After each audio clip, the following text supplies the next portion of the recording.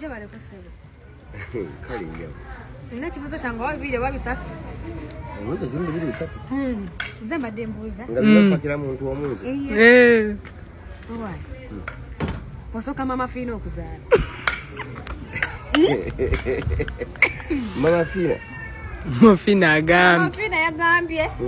Wamusoka okuzaala first born era nze nnimya 47.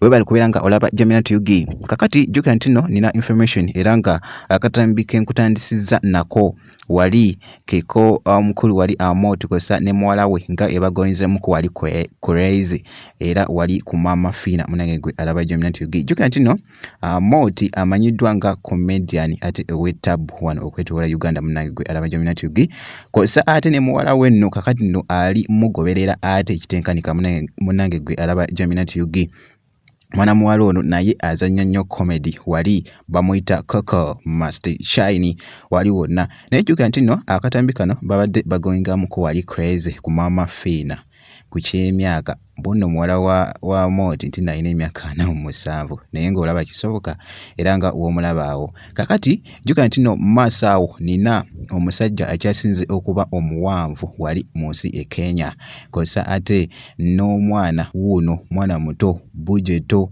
naye engeri gye yeeyisaamu yeeyisa ate munnanga ate wali kiwala kate kwegamba nti .com TikTok erina engeri munnanga ate gyekyusizza mu bulamu bw'abantu waliwo yangamba nti no TikTok kugwa ddalu oba olina okugwa eddalu naye bannange ensi yaffe eragawa era nga boolaba omunaye gwe alaba Jamina Tuyugi jjukira nti nno omwana ono era nga w'omulaba abamu bamuyita Modo Bianca oba abamu bamuyita BB 256 era nga boolabaawo naye enkola engeri gye yeeyisaamu oyinza okulowooza nti no muwala naye nga nze nange mu kusooka mbadde mmanyi nti no oba muwala naye ngenza omwetegeeza munnaye nga si muwala nga mulenzi naye omwana yakala nadda ne mukati ne yeewogoma era nga w'omulabaawo kakati eyo information ng'ate njirese nkuletedde wali munnange e Kenya nkyekizeko wali e Kenya oba jjukira nti no wano nkuwa tradings ebintu ebitrading oba abaselebu bo aba trading wali ate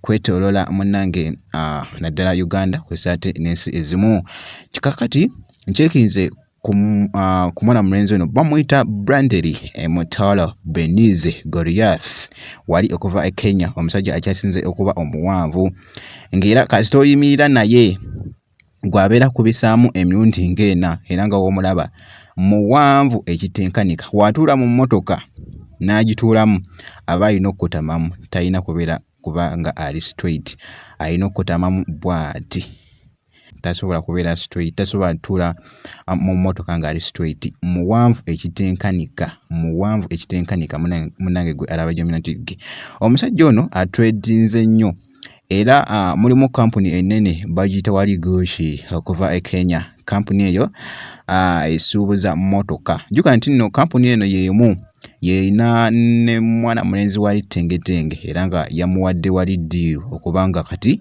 Tengetenge ambassador w'eyo kampuni kakati wuno mwana mulenzi ono Brandely Mutala Benize Goliath okuva wali e Kenya naye yamukozesezza okubanga omusajja ono alanga kampuni eno eya Goshi Motors wali okuva e Kenya era y'ensonga lwaki nti no kampuni eno yamuwadde emmotoka eyo gy'olaba nga kuliko ekigambo nti Goshi Motors okubanga era nga asigala era akyalanga kampuni eno naye nga bwe kitambudde ngenda kubeera nga nkuwa akatambi kano kamuwala wa moti kosa na moti wali wonna ate nja kuba nkomawaawo mu maaso kansooke nkakuwe ate ndyoke nkomewo kwendi Je bale kusebe.